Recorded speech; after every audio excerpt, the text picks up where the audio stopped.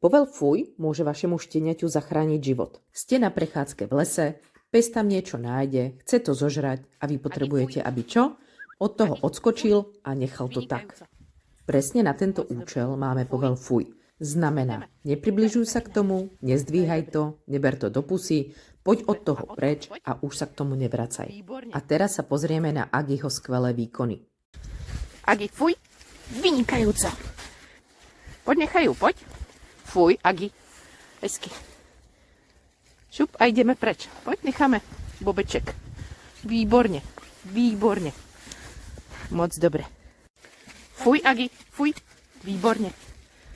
Agi, fuj, to je výborne, áno.